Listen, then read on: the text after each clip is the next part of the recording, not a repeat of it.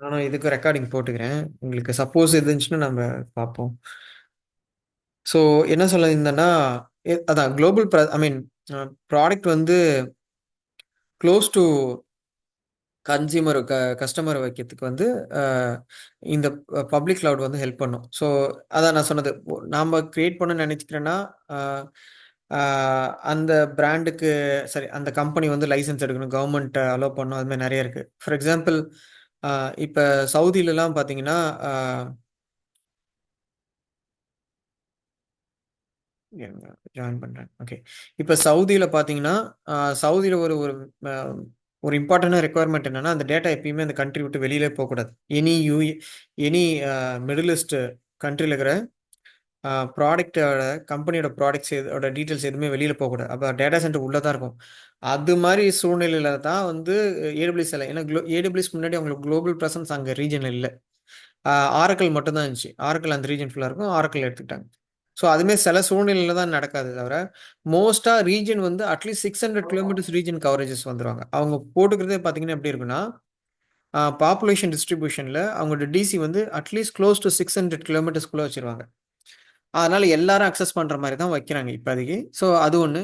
Global presence இது first. இதனால தான் வந்து கிளவுடுக்குள்ள போக ஆரம்பிச்சாங்க. ஸோ இனிஷியலா வந்து ஒரு டேட்டா சென்டர் எடுத்து போட்டு, அது ஒர்க் அவுட் ஆவலன்னா, அது பெரிய அ அ அவங்களுக்கு லாஸ். ஒரு பிராண்ட் ஆரம்பிக்கணும்னா. பட் இப்ப இதுல AWS பொறுத்தவரைக்கும் என்னன்னா, எனக்கு ஒரு கம்பெனி ஒரு ப்ராடக்ட் ஆரம்பிக்கணும்னு நான் முடிவு பண்ணிட்டா, எனக்கு அடுத்த ஒரு 3 மணி நேரத்துல என்னோட சைட் இருந்துச்சுன்னா, நான் லான்ச்சே பண்ணிடுவேன் அந்த அந்த ரீஜன்ல. எனக்கு எந்த பிரச்சனையும் இல்ல. லான்ச்சே பண்ணிடுவேன். SSL வாங்கிட்டு நான் லான்ச்சே பண்ணிடுவேன். ஸோ, இதனால தான் வந்து கிளவுட் போறது ஃபர்ஸ்ட்டு. 2வது வந்து பே ஆன் டிமாண்ட். இப்ப நீங்க வந்து முன்னாடி வந்து மாசம் ஃபுல்லா 1 மாசம் நீங்க யூஸ் பண்ணீங்கன்னா, கம்ப்ளீட்டா பே பண்ணுவீங்க. இப்ப நீங்க எப்படி பே பண்றீங்கன்னா, பெர் மினிட்க்கு பே பண்றீங்க. ஈவன் சில சர்வீஸ்க்கு வந்து பெர் செகண்டுக்கு இருக்கு. பெர் மினிட்க்கு பே பண்றதுனால, எவ்வளோ யூஸ் பண்றோமோ அவ்வளோ தான் பே பண்றோம். அப்படின்ற ஒரு ப்ளஸும் இருக்கு. நம்ப AWSல போம்போது. ஆ 3வது என்ன ஒரு ப்ளஸ் இருக்குன்னா, ஆ இதுக்கு வந்து அப்ஃரண்ட் பேயிங்லாம் இருக்கு. இப்ப எனக்கு ஒரு ப்ராடக்ட் நான் 3 வருஷம் யூஸ் பண்ண போறேன். இப்போ ஒரு EC2 இன்ஸ்டன்ஸ் எடுக்கிறேன்னா, அதோட பிரைஸ் வந்து ஒரு $40ன்னு வச்சுங்க. இப்ப இத வந்து நான் 3 வருஷத்துக்கு யூஸ் பண்றேன்னு நான் கமிட் பண்றேன்னா, ஆனா அப்ஃரண்ட் பே பண்ணிடுவோம். கமிட் பண்ட்டோம்னா, AWS கிட்ட வந்து நம்ம வந்து ஆல்மோஸ்ட் வந்து 1/3 தான் பே பண்ணுவோம். இப்ப ரூ. 40 இருந்த இடத்துல ஒரு ரூ. 12 ரூ. 13 தான் பே பண்ணுவோம். இது வந்து ஒரு ஹியூஜ் காஸ்ட் ரிடக்ஷன். அ இதெல்லாம் பிளஸ்ஸு. மைனஸ்ன்றது என்னன்னா, நீங்க எவ்வளோ நாள் தான் யூஸ் பண்ணாலும் அந்த சர்வருக்கு நீங்க பே பண்ணிட்டு தான் இருக்க போறீங்க. அதை ரெட்யூஸ் பண்றதே இல்ல. அது வந்து குறைய போறதில்ல. ஏன்னா, அது அவங்க ஓன் பண்ணியிருக்காங்க. ஆ 2வது வந்து வந்து கண்ட்ரோல் ஓவர் இன்ஃப்ராஸ்ட்ரக்சர்ன்றது ஒண்ணு இருக்கு. இப்ப AWS வந்து அவங்களோட சர்வீஸ்க்கு வந்து ஒவ்வொரு சர்வீஸ்க்கும் ஒவ்வொரு அப் டைம் குடுப்பாங்க. இப்ப EC2 இன்ஸ்டன்ஸ் பார்த்தீங்கன்னா, 99.999 இந்த 99.999 அப்படின்னு சொல்றது என்னன்னா, 1 வருஷத்துக்கு 4 மணி நேரம் டவுன் குடுப்பாங்க. அதாவது வந்து 1 வருஷத்துக்கு இது அ ஒரு வருஷத்துக்கு நீங்க இத வந்து அவைலபிலிட்டி வெப்சைட் இருக்குது. அதில போயிட்டு 99.999 அப்படி போட்டீங்கன்னா, அது அதோட அ டவுன் டைம் 1 இயர்க்கு என்னன்றத சொல்லும். இப்ப ஈஸ்டர்ன்ஸ்ல பொறுத்தவரைக்கும் ஒரு வருஷத்துக்கு வந்து 4 டூ 8 மணி நேரம். 8 மணி நேரம் டவுன் ஆகும். அத வந்து நம்மளால கண்ட்ரோல் பண்ண முடியாது. அத நீங்க பண்ணணும்னா, நீங்களே வந்து ஹை அவைலபிலிட்டி மல்டிபிள் ரீஜியன்ல போட்டு அத சப்போர்ட் பண்ணிக்கணும். அது 1. ரொம்ப ரேரான சூழ்நிலையில அந்த இன்ஸ்டன்ஸ் வந்து கிராஷ் ஆயிடுச்சுன்னா, எடுத்துன்னு வர முடியாத சூழ்நிலையிலும் AWSல இருக்கு. அதோட ஒரு ஒரு லெவலுக்கு தான் நம்ம ட்ரபிள் ஷூட்டிங் இருக்கும். இப்ப AWS இன்ஸ்டன்ஸ நான் கனெக்ட் பண்றேன். என்னால கனெக்ட் பண்ண முடியலன்னா, நான் என்ன பண்ணலாம்னா, இங்க என்னோட லேப்டாப்லேருந்து பண்ண முடியலன்னா, அதே ரீஜன்ல இருந்து இன்னொரு சர்வர்குள்ள போயிட்டு அங்கருந்து ரீச் பண்ண பார்ப்பேன். இது 2மே என்னால பண்ண முடியலன்னா, என்கிட்ட கண்ட்ரோலே கிடையாது. AWS கிட்ட தான் போய் ஆகணும். AWSக்கு போம்போது, அவங்க சப்போர்ட்க்கு நம்ம பே பண்ணணும். ஸோ இதெல்லாம் கொஞ்சம் ட்ராபேக் இருக்கு AWSல. இப்ப இருக்கிற சூழ்நிலையில அந்த மாரி ஒரு விஷயம் நடக்கிறது ரொம்ப ரேர் ஆயிடுச்சு. EC2 இன்ஃப்ராஸ்ட்ரக்சர்ல வரது ரொம்ப ரேர் ஆயிடுச்சு. பட் அதர் சர்வீசஸ்க்கு இருக்கு. இப்பயே வந்து எலாஸ்டிக் பீன்ஸ்டாக், குபர்நெட்டிஸ்லாம் போயிட்டீங்கன்னா, ஒரு ஒரு ஒரு லெவலுக்கு மேல நம்ம கிட்ட கண்ட்ரோல் இருக்காது. அது அவங்க கிட்ட தான் இருக்கும். அடுத்து வந்து அந்த டேட்டா நம்ம கிட்ட இல்ல. How how safe our data அப்படின்றது வந்து அ அவங்க வந்து இப்போதைக்கு அ என்ஓசி என்ஓசி நம்ம சைன் பண்ணுவோம் இனிஷியலா. அது மட்டும் இல்லாம டேட்டா பாலிசிக்காக வந்து அப்ரூவல் அவங்க வாங்கிட்டாங்க இப்போதைக்கு கரண்ட்டா. இது என்ன என்ன குறிக்குதுன்னா, AWSல இருக்கிற இன்ஃப்ராஸ்ட்ரக்சர்ல என்னோட சென்சிட்டிவ் டேட்டா வைக்கிறதுக்கு அப்ரூவல் கிடைச்சிச்சு. ஸோ முன்னாடி வந்து மெடிக்கல், இன்சூரன்ஸு, பேங்கிங் செக்டர்ஸ் வந்து கிளவுடுக்கு போ முடியாது. ஏன்னா வந்து கவர்மெண்ட் வந்து அதுக்கு வந்து அப்ரூவல் குடுக்கல. நீங்க தேர்ட் பார்ட்டிக்குள்ள வைக்கிறதுக்கு அப்ரூவல் குடுக்கல. லோக்கல்ல தான் வைக்கணும்னு இருக்கு. பட் இப்ப AWS என்ன குடுத்துட்டாங்கன்னா, உங்க டேட்டா எங்க இன்ஃப்ரால இருந்தாலும் அவங்களால பார்க்க முடியாது. மத்த மத்த சர்வர்ஸ், மத்த கம்பெனி அதே AWSல இருக்கிறவங்களாலயும் பார்க்க முடியாது. அப்படின்றதுக்கு வந்து அவங்க சர்டிஃபிகேட் வாங்கிட்டாங்க. AWS வந்து வாங்கி ஒரு 5, 6 வருஷம் ஆகுது. இப்ப Azureம் எல்லாருமே வாங்கிட்டாங்க. ஸோ இதனால தான் இப்ப நெறைய பேங்கிங் செக்டர்ஸும் போக ஆரம்பிச்சுட்டாங்க. முன்னாடி அது வந்து பிரச்சனை ஆயிருச்சு. இப்ப இல்ல. ஸோ இதெல்லாம் வந்து பிளஸ் அ மைனஸ் பட் இப்ப அதுவும் பிளஸ் ஆயிடுச்சு. ஸோ ஃபர்ஸ்ட் வந்து காஸ்ட்டுக்காக போறாங்க. 2வது வந்து குளோபல் பிரசன்ஸு.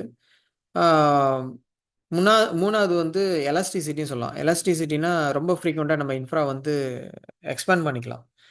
நீங்க லோக்கல் டேட்டா சென்டர்ஸ் நீங்க வச்சிருந்தீங்கன்னா, எவ்வளோ சீக்கிரம் வந்து ஒரு புது சர்வர் வாங்கி இன்ஸ்டால் பண்ணி, உங்க சர்வர எக்ஸ்பேண்ட் பண்ண முடியுன்றது டவுட். பட் கிளவுட்ல எக்ஸ்பேண்ட் பண்ணிக்கலாம். டிராபேக்ஸ்ன்றது இப்போதைக்கு எனக்கு 2 தான். ஒண்ணு வந்து எவ்வளோ ஆ ஸ் ஆ என்ன சொல்றது? நீங்க எவ்வளோ செக்யூரா அங்க ஒரு ஸ்டேஜ்க்கு மேல நம்ம சர்வர் நம்மகிட்ட கண்ட்ரோல்ல இருக்காதுன்றது ஒரு டிராபேக்கு. 2வது வந்து சில கம்பெனி ஸ்டில் அந்த டேட்டா அவங்க சர்டிஃபிகேட் இருந்தாலும் தேர்ட் பார்ட்டி சைட்ல வைக்க முடியாது. தேர்ட் பார்ட்டி கம்பெனி கிட்ட நம்ம டேட்டா குடுக்க முடியாதுன்றத அவங்க சொல்றாங்க. ஸோ இது வந்து சாஸ். ஃபர்ஸ்ட் வந்து சாரி இது வந்து பப்ளிக் கிளவுட். ஃபர்ஸ்ட் வந்து பிரைவேட் கிளவுட் பார்த்தோம். பிரைவேட் கிளவுட் வந்து லோக்கல்ல டேட்டா சென்டர்ஸ்ல வைக்கிது. பப்ளிக் கிளவுட் வந்து owned by third party companies. AWS, Azure இவங்கலாம் வந்து பப்ளிக் கிளவுட். ஹைபிரிட் கிளவுட்ன்றது என்னன்னா, ஆ AWS கிட்ட ஒரு சர்வீஸ் இருக்கு. ஈவன் Azure கிட்டயும் இருக்கு. அவங்க என்ன பண்ணுவாங்கன்னா, இப்ப என்கிட்ட ஒரு டேட்டா சென்டர் இருக்குதுன்னு வச்சுக்கங்களேன். அந்த டேட்டா சென்டர்ஸ்ல வந்து அவங்க கிளவுட் பிளாட்ஃபார்ம டிப்ளாய் பண்றதுக்கு உங்களுக்கு ஹெல்ப் பண்ணுவாங்க. இப்ப என்ட்ட ஒரு ஒரு 40 க்ரோர்ஸ்ல வந்து ஒரு டேட்டா சென்டர் இருக்குதுன்னு வச்சுக்கங்களேன். நான் என்ன பண்ணுவேன்னா, அந்த டேட்டா சென்டர்ஸ்லயும் AWS கிளவுட நான் இன்ஸ்டால் பண்ணுவேன். AWS கிளவுடே போட்டுருவேன் லோக்கலா. போட்டுட்டு என்ன பண்ணுவேன்னா, இந்த கிளவுடையும், பப்ளிக் கிளவுடையும் இன்டகிரேட் பண்ணிடுவேன். ஸோ இது எதுக்காக இது மாரிலாம் பண்றாங்க அப்டின்னா, ஒரு ப்ராடக்ட் எடுக்கும்போது அந்த ப்ராடக்ட்ல சில டேட்டா தான் வந்து ரொம்ப சென்சிட்டிவான டேட்டா இருக்கும். அந்த டேட்டா வந்து நம்மளால உள்ள வைக்க முடியாது. அ இது ஒரு 10 மினிட்ஸ்ல லிங்க் க்ளோஸ் ஆயிடுங்க. நான் ஒரு 5 மினிட்ஸ்ல நான் பிரேக் பண்ணிட்டு உங்களுக்கு புது லிங்க் குடுத்துருவேன். அதுல ஜாயின் பண்ணுங்க. ஸோ அதான் இப்ப டே டே uh uh public cloud sorry hybrid கிளவுடுன்னும்போது, பப்ளிக்ல இருக்க கிளவுடுக்கான அந்த செட்டப் வந்து லோக்கல் டேட்டா சென்டர்ஸ்லயும் போட்டுருவாங்க. போட்டுட்டு இந்த பிரைவேட்டையும், பப்ளிக்கும் கனெக்ட் பண்ருவாங்க. AWSல இருக்கிற பப்ளிக் போர்ட்டலையும், பிரைவேட்டையும் பண்ணிடுவாங்க. இது மாரி கனெக்ட் பண்ணதுனால என்ன ஒரு ப்ளஸ்ன்னா, ஒரு ப்ராடக்ட் எடுத்தா சில சென்சிட்டிவ் டேட்டா வந்து அ பப்ளிக்ல வைக்கக்கூடாதுன்னு நான் சொன்னேன்ல. அவங்க என்ன பண்ணுவாங்கன்னா, அந்த சென்சிட்டிவ் டேட்டா வந்து லோக்கல் டிசில வச்சுடுவாங்க. But still in cloud. அத வந்து கிளவுட் போர்ட்டல்லயே நீங்க பார்க்கலாம். அத வந்து பப்ளிக்கோட கனெக்ட் பண்ணுவாங்க. ஸோ சில சர்வீஸ் வந்து குளோபல் பிரசன்ஸ்ல இருக்கிறது சர்வீஸ் வந்து பப்ளிக்ல வச்சுட்டு, லோக்கல் டிசில இருக்கிற சென்சிட்டிவ் டேட்டாவையும் கனெக்ட் பண்ணிப்பாங்க. ஸோ நம்மளோட 2மே அச்சீவ் பண்ணிரும். பட் அகெயின் இது ரொம்ப காஸ்ட்லியான செட்டப். எல்லாராலயும் இதெல்லாம் அஃபோர்ட் பண்ண முடியுமான்னா டவுட்டு. பட் இது ஒரு இது குடுக்குறாங்க. நெறைய கம்பெனிஸ், பேங்கிங் செக்டார்ஸ்லாம் வந்து இந்த இதுல போடுறாங்க. இப்ப Netflix கூட இது மாரி யூஸ் பண்றாங்க கேள்விப்பட்டுருக்கேன்.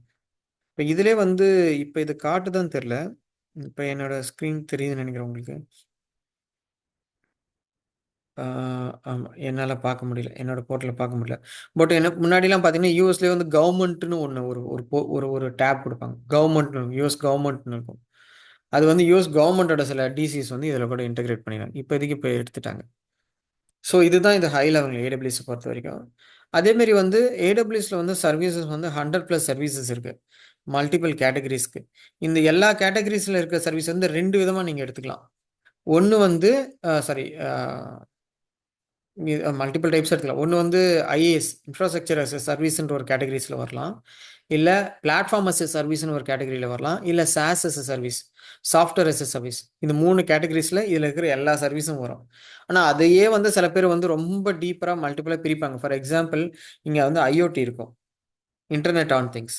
Internet on things as a சர்வீஸ்ன்னு சொல்லுவாங்க. பட் அகைன் அத வந்து ரொம்ப ஹை லெவல்ல பார்த்தா அதுவும் ஒரு பிளாட்ஃபார்ம் அஸ் எ சர்வீஸ் தான். ஸோ இந்த category for ML, robotics, quantum technologies அது மாரி நெறைய குடுத்துருக்காங்க. பட் இதெல்லாம் ஒரு கேட்டகரிஸ்குள்ள தான் வரும். அவங்க என்ன சொன்னாலும் அதுதான் வரும். ஸோ இது என்னன்னு ஒண்ணொண்ணா சொல்றேன். சரி இது என்னன்றத நான் அடுத்த லிங்க் குடுக்குறேன். இப்போதைக்கு நான் க்ளோஸ் பண்றேன் இந்த லிங்க்க. நான் புது லிங்க் வந்து திரும்பியும் உங்களுக்கு பேஸ்ட் பண்ணிர்றேன். வாட்ஸ்அப்ல ஷேர் பண்றேங்க.